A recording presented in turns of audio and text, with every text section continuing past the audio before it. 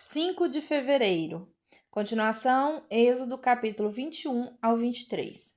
Se dois homens brigarem e um deles atingir por acidente uma mulher grávida e ela der à luz prematuramente, sem que haja outros danos, o homem que atingiu a mulher pagará a indenização que o marido dela exigir e os juízes aprovarem. Mas, se houver outros danos, o castigo deverá corresponder à gravidade do dano causado, vida por vida, olho por olho, dente por dente, mão por mão, pé por pé, queimadura por queimadura, ferida por ferida, contusão por contusão. Se um senhor ferir seu escravo ou sua escrava no olho e o cegar, libertará o escravo como compensação pelo olho. Se quebrar o dente de seu escravo ou de sua escrava, libertará o escravo como compensação pelo dente. Se um boi matar às chifradas um homem ou uma mulher, o boi será apedrejado e não será permitido comer sua carne. Nesse caso, porém, o dono do boi não será responsabilizado. Mas se o boi costumava chifrar pessoas e o dono havia sido informado, porém não manteve o animal sob controle, se o boi matar alguém, será apedrejado e o dono também será executado. Os parentes do morto, no entanto, poderão aceitar uma indenização pela vida perdida. O dono do boi poderá resgatar a própria vida ao pagar o que for exigido. A mesma lei se aplica se o boi chifrar um menino ou uma menina. Mas se o boi chifrar um escravo ou uma escrava, o dono do boi pagará 30 moedas de prata ao senhor do escravo e o boi será apedrejado. Se alguém cavar ou destampar um poço e um boi ou jumento cair dentro dele, o proprietário do poço indenizará totalmente o dono do animal, mas poderá ficar com o animal morto. Se o boi de alguém ferir o boi do vizinho e o animal ferido morrer, os dois donos venderão o animal vivo e dividirão o dinheiro entre si em partes iguais. Também dividirão entre si o animal morto. Mas se o boi costumava chifrar e o dono não manteve o animal sob controle, o dono entregará um boi vivo como indenização pelo boi morto e poderá ficar com o animal morto. Se alguém roubar um boi ou uma ovelha e matar o animal ou vendê-lo, o ladrão pagará 5 bois para cada boi roubado e 4 ovelhas para cada ovelha roubada. Se um ladrão for pego em flagrante arrombando uma casa e for ferido e morto no confronto, a pessoa que matou o ladrão não será culpada de homicídio. Mas, se isso acontecer durante o dia, a pessoa que matou o ladrão será culpada de homicídio. O ladrão que for pego restituirá o valor total daquilo que roubou. Se não puder restituir o valor, será vendido como escravo para pagar pelos bens roubados. Se alguém roubar um boi, um jumento ou uma ovelha e o animal for encontrado vivo, em poder do ladrão, ele pagará o dobro do valor do animal roubado. Se um animal estiver pastando no campo ou na videira e o dono o soltar para pastar no campo de outra pessoa, o dono do animal entregará como indenização o melhor de seus cereais ou de suas uvas. Se alguém estiver queimando espinheiros e o fogo se espalhar para o campo de outra pessoa e destruir o cereal já colhido, ou a plantação pronta para a colheita, ou a lavoura inteira, aquele que começou o fogo pagará por todo o prejuízo.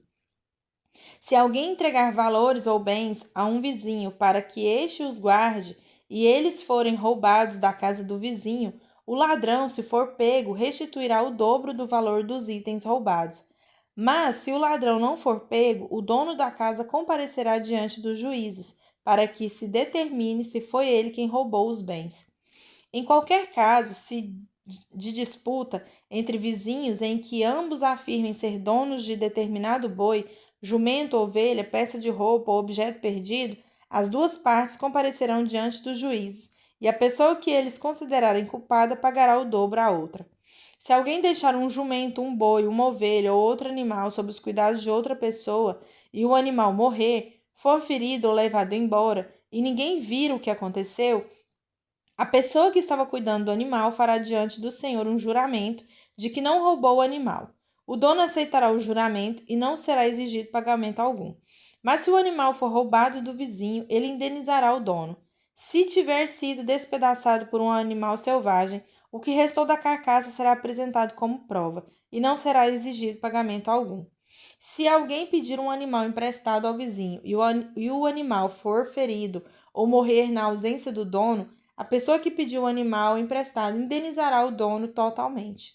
Mas se o dono estiver presente, não será exigido pagamento algum. Também não será exigida indenização alguma se o animal tiver sido alugado, pois o valor do aluguel cobrirá a perda.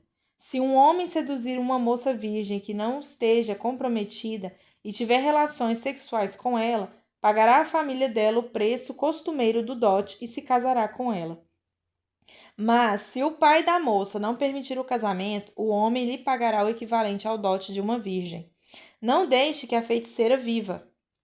Quem tiver relações sexuais com um animal, certamente será executado.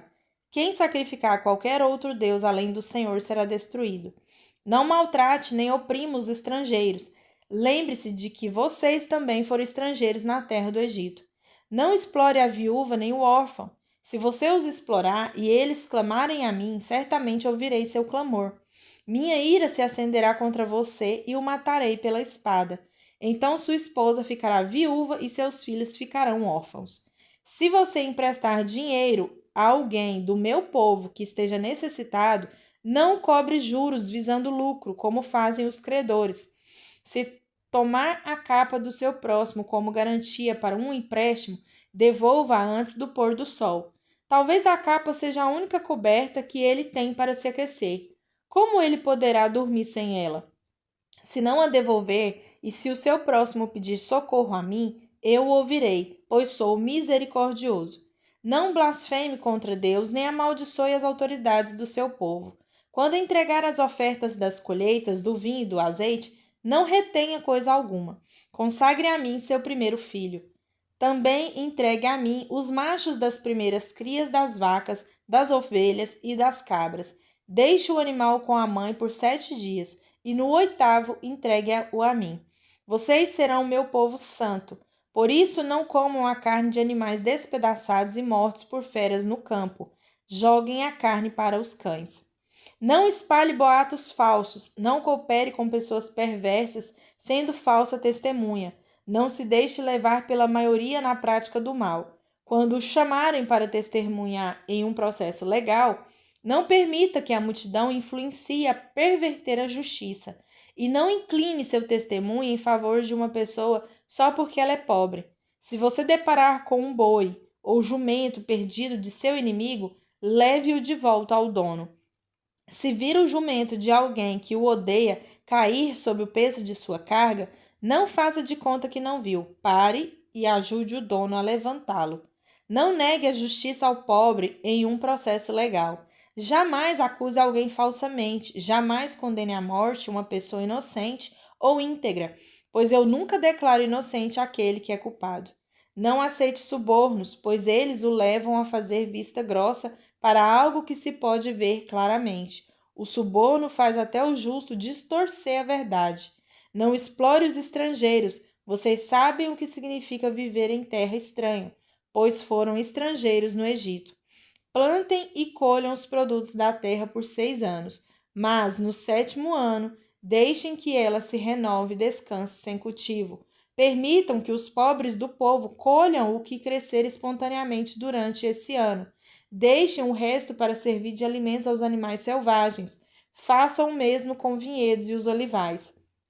Vocês têm 6 dias da semana para realizar suas tarefas habituais, mas não devem trabalhar no 7º. Desse modo, seu boi e seu jumento descansarão, e os escravos estrangeiros que vivem entre vocês recuperarão as forças. Prestem muita atenção a todas as minhas instruções.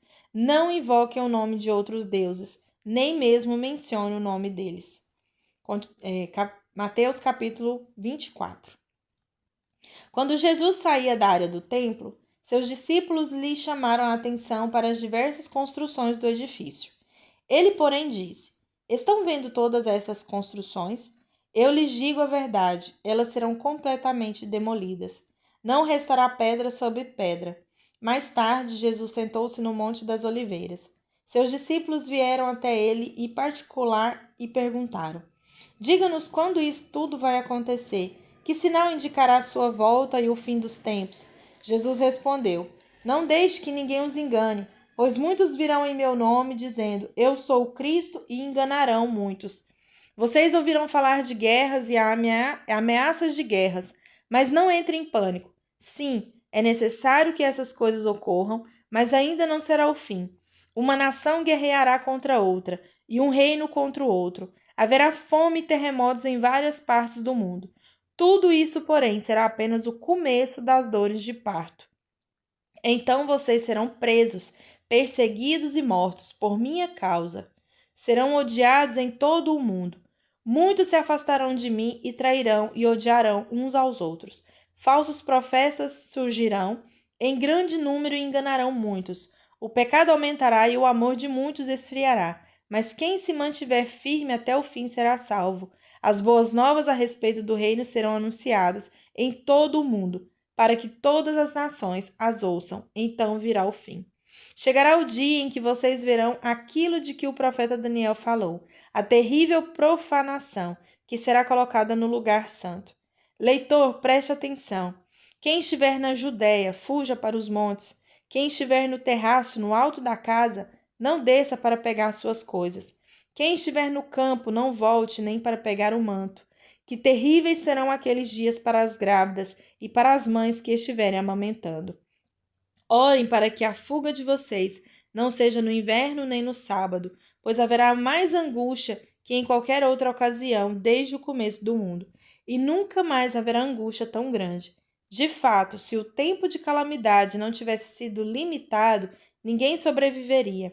Mas esse tempo foi limitado por causa dos escolhidos. Portanto, se alguém lhe disser, vejam, aqui está o Cristo, ou ali está ele, não acreditem, pois falsos cristos e falsos profetas surgirão e realizarão grandes sinais e maravilhas a fim de enganar, se possível, até os escolhidos. Vejam que eu os avisei disso de antemão. Portanto, se alguém lhes disser, ele está no deserto, nem se deem ao trabalho de sair para procurá-lo. E se disserem, está escondido aqui, não acreditem, porque assim como o relâmpago lampeja no leste e brilha no oeste, assim será a vinda do Filho do Homem. Onde estiver o cadáver, ali se ajuntarão os abutres. Salmos capítulo 29. Honrem o Senhor, seres celestiais. Honrem o Senhor por sua glória e força. Honrem o Senhor pela glória de seu nome. Adore o Senhor no esplendor de sua santidade. A voz do Senhor ecoa sobre o mar.